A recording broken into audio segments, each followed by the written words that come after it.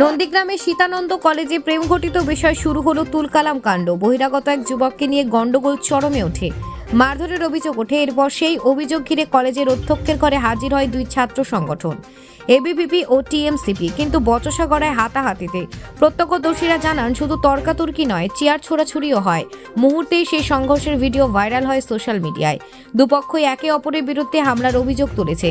এবিভিপির দাবি, টিএমসিপির কর্মীরা পরিকল্পিতভাবে আক্রমণ চালিয়েছে। অন্যদিকে টিএমসিপির অভিযোগ, এবিভিপির ছাত্ররা প্রথমে উত্তেজনা ছড়ায়। যদিও এই ঘটনার বিষয়ে কলেজের অধ্যক্ষ কোনো মন্তব্য করতে চাননি।